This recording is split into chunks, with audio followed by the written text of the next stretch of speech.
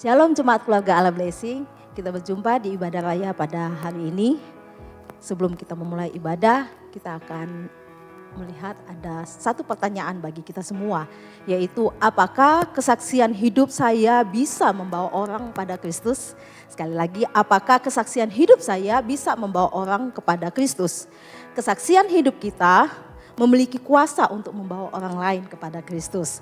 Zaman dulu, zaman Tuhan Yesus, itu murid-muridnya yang diajak Tuhan Yesus. Kemudian waktu Tuhan Yesus sebelum naik ke surga, dia memberikan amanat agung. Pergilah, jadikanlah semua bangsa muridku.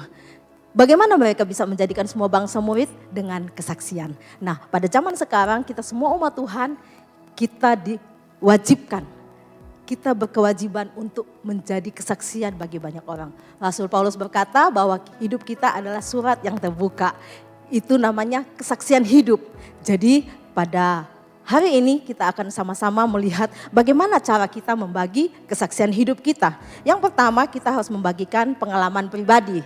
Tentunya kita harus mengalami dulu dong pengalaman kita dengan Tuhan. Baik itu pengampunan Tuhan, pengorbanan Tuhan yang sudah nyata dalam kehidupan kita, kita menerimanya.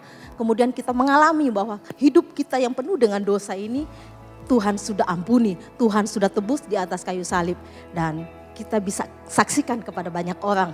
Ada banyak pengalaman-pengalaman yang kita alami. Kalau dalam kehidupan kita mungkin dalam yang mengalami sakit penyakit disembuhkan Tuhan. Mungkin dalam keadaan pekerjaan Tuhan campur tangan. Yang dalam keadaan yang sulit sekalipun tiba-tiba ada jalan keluar begitu ya. Nah, pada kesempatan ini kita akan sama-sama melihat ada satu contoh yang luar biasa di Alkitab, yaitu wanita Samaria.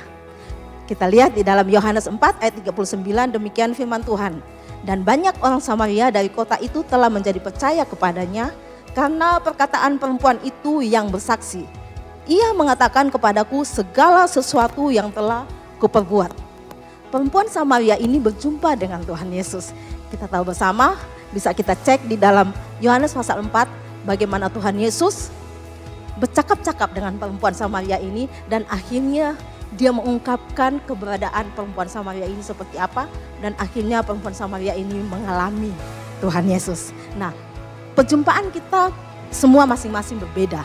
Saya berbeda, Bapak Ibu Saudara sekalian berbeda, dan pada kesempatan ini kita lihat perjumpaan perempuan Samaria ini dengan Tuhan Yesus dan akhirnya membawa kesaksian yang luar biasa. Dia bersaksi, Alkitab mencatat banyak orang Samaria dari kota itu telah menjadi percaya kepada Tuhan Yesus karena perkataan perempuan itu. Yang bersaksi, ia mengatakan kepadaku segala sesuatu yang telah ku perbuat. Apa yang diperbuat dengan hidupnya yang sangat-sangat luar biasa kacau begitu ya. Luar biasa kacau, Tuhan mengungkapkannya. Akhirnya perempuan Samaria ini mengalami Tuhan Yesus dan dia menjadi saksi bagi banyak orang. Bapak Ibu Saudara yang dikasihi oleh Tuhan kita Yesus Kristus. Hal yang kedua, bagaimana cara membagikan kesaksian hidup, yaitu kita berlatih untuk menyampaikan kesaksian itu. Kalau yang pertama pengalaman pribadi kita bagikan, yang kedua kita harus berlatih untuk menyampaikan kesaksian hidup itu. Seperti Rasul Paulus, dia seorang yang jenius di dalam bidang budaya, sosial maupun agama.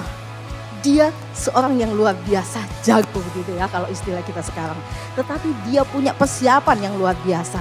Di dalam Kisah 14 ayat 27, Kisah Rasul 14 ayat 27 berkata, setibanya di situ mereka memanggil jemaat berkumpul lalu mereka menceritakan segala sesuatu yang Allah lakukan dengan perintahan mereka dan bahwa ia telah membuka pintu bagi bangsa-bangsa lain kepada iman. Nah, Rasul Paulus mempersiapkan semuanya untuk dia kumpulkan semua jemaat datang dan saksikan bagaimana perbuatan Tuhan yang luar biasa dalam kehidupannya. Percayalah bahwa kesaksian kita bisa menjadi alatnya Tuhan agar supaya Tuhan bisa menggunakan kesaksian ini menyentuh hati orang lain dan membawa kita kepada Tuhan Yesus. Ada tips yang terakhir saya mau bagikan bagi kita semua untuk menjadi saksi Kristus yang efektif. Yang pertama kita harus fokus dengan tema kesaksian kita, yaitu Tuhan kita Yesus Kristus, penebus kita, penyelamat kita. Yang kedua kita harus pahami bahwa kuasa kesaksian itu datangnya dari Roh Kudus, bukan karena pintarnya kita ngomong. Dan yang ketiga kita harus hidup sesuai dengan kesaksian kita. Apa yang kita sampaikan itu sesuai dengan apa yang kita hidupi. Hidupi firman Tuhan, disiplin rohani, membaca merenungkan firman Tuhan, tetap memuji Tuhan dan rajin berdoa, maka kita menjadi surat yang terbuka bagi kemuliaan nama Tuhan Yesus Kristus. Baik, sebelum kita mulai ibadah pada hari ini, mari sama-sama kita mau berdoa. Terima kasih Tuhan Yesus untuk kasih setiamu yang kau nyatakan bagi kami. Pada kesempatan ini kami mau melakukan ibadah raya di hadapan-Mu. Kami percaya Engkau hadir bersama dengan kami. Engkau melawat setiap umat-Mu Tuhan. Engkau mengurapi semua hamba-hamba Tuhan yang terlibat dalam pelayanan.